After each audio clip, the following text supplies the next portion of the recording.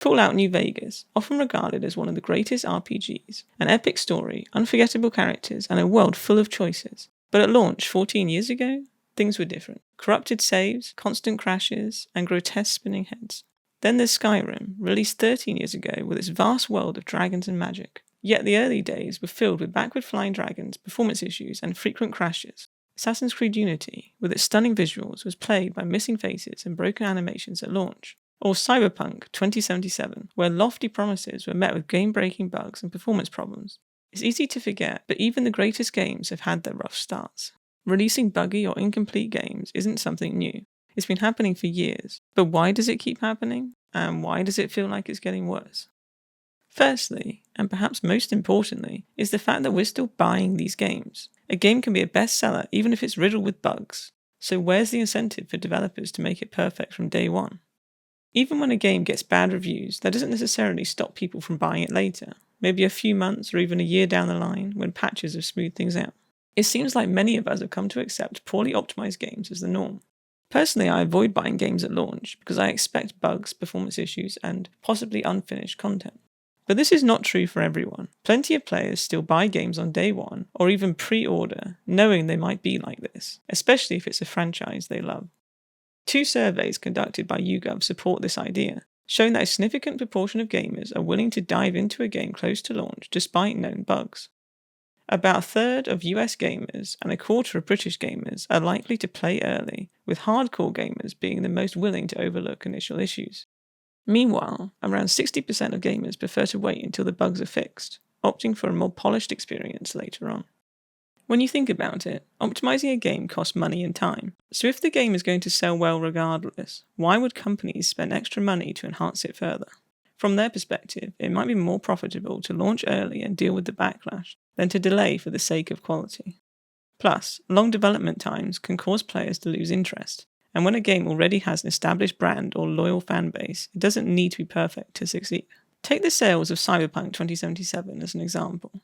CD Projekt Red reported selling 13.7 million copies within the first few weeks after release, with the price of the standard edition at $49.99. That's nearly $900 million in revenue straight away. Considering the game's development budget was said to be around £250 million, they could have made over $500,000 in just the first few weeks alone, despite the game's rocky launch and widespread criticism.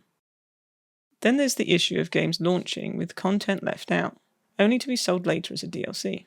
And let's not forget about the rise of microtransactions. I feel like if content is ready at launch, it should be included in the game, or at least don't make it so obvious that it was deliberately held back. Take No Man's Sky, for instance, a game that promised so much but fell short at launch, and Mass Effect 3, which was released alongside a paid DLC from day one. These are just a couple of examples, but there are countless other games that fit this pattern. The rise of subscription game passes might also be influencing game quality. For example, Call of Duty Black Ops 6 is scheduled to launch on Xbox Game Pass right from day one on October the 25th this year.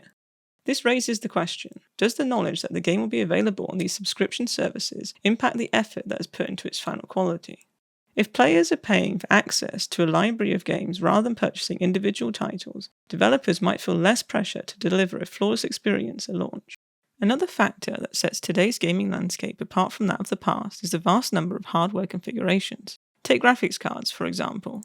Some players, like myself, are still using older models like the GTX 1080, while others have upgraded to the latest RTX 4090. According to Steam's hardware survey for August 2024, the most popular graphics card was the RTX 3060, accounting for just 5.51% of users. This highlights the enormous diversity in hardware among players, not to mention the countless variations in processors, RAM, and other components. Optimizing a game for every possible setup is practically impossible, and that's before considering the differences between consoles. This makes delivering a consistently smooth experience for all players a much bigger challenge than it used to be. On top of that, the complexity of modern games has increased. Games today can be far more intricate with expansive open worlds, advanced AI, and dedicated graphics, making thorough testing much more challenging than in the past. Additionally, back then, when a game was released, what you got was what you got. No patches, no updates. Now, developers have the safety net of post-launch patches, which can sometimes lead to a mindset of fix it later rather than perfecting it before release. Additionally, game companies face pressure from shareholders and investors who expect results. This makes delaying a game release more difficult. Release dates are often set months, if not years, in advance. As the launch date looms and everything comes together, unforeseen problems might surface that can't be fully addressed in time. This often leads to tough decisions, either cutting features or compromising on reliability to meet the deadline. For instance, Fallout New Vegas had a rushed development schedule, which contributed to its buggy launch. Despite the team's best efforts, issues persisted at release due to the tight deadlines. Another point is that some games end up being fixed by the modding community, essentially taking the burden off the developers having to address all the issues themselves. Titles like Fallout and Skyrim are great examples. These games have thriving modding communities that create everything from simple UI tweaks and bug fixes to massive expansions that are practically new DLCs, like Fallout London, which was just released. For the companies, this is a win-win. The community fixes and enhances the game for free, keeping it alive and relevant without the company lifting a finger. While this is great for players who enjoy modding, it also sets a precedent where developers might rely too heavily on the community to finish what they started. For my last point here, I'm just going to say that some gaming companies simply don't care as much as we wish they would, particularly the larger ones. In smaller studios, the teams are often made up of gamers who deeply care about the products they're creating and the community they serve. Take Stardew Valley, for example. Its sole developer, Eric Barone, aka Concerned Ape, has gone out of his way to personally assist players with broken save games and has consistently released substantial updates for free, without resorting to paid DLCs, even while working on a new project. This level of dedication and respect for the player base is something you rarely see from the bigger studios, where they are focused on profits and deadlines rather than the player experience, and the people making the big decisions might not have ever played a game in their life. Of course, this is a generalization. There are plenty of smaller developers who release poorly made games in pursuit of some quick money, and larger companies that do strive to respect their player base.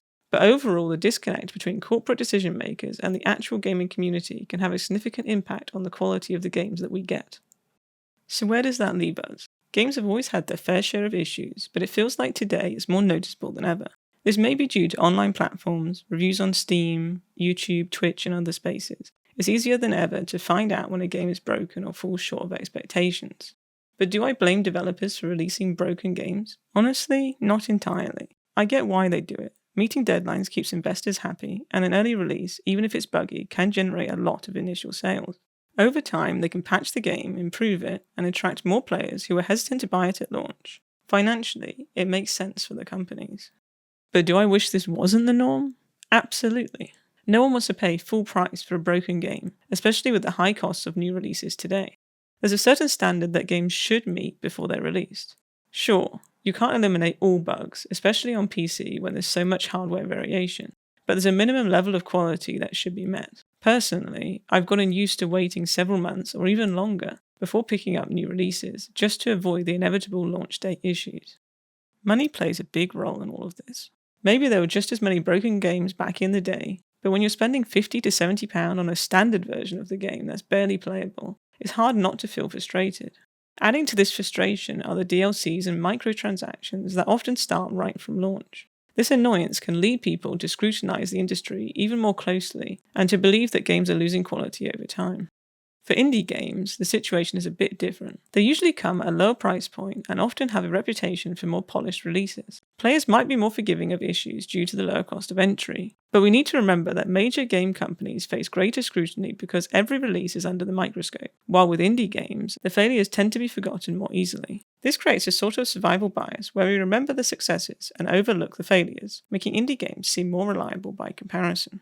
Ultimately, it's clear that our expectations for games are not always being met, and it's hard to see this changing anytime soon. What do you think of the gaming industry today? Do you feel like it's worse than in the past? Have you noticed a difference in release quality between console and PC games? I'd love to hear your thoughts in the comments below. Thanks for watching, and I'll see you in the next video.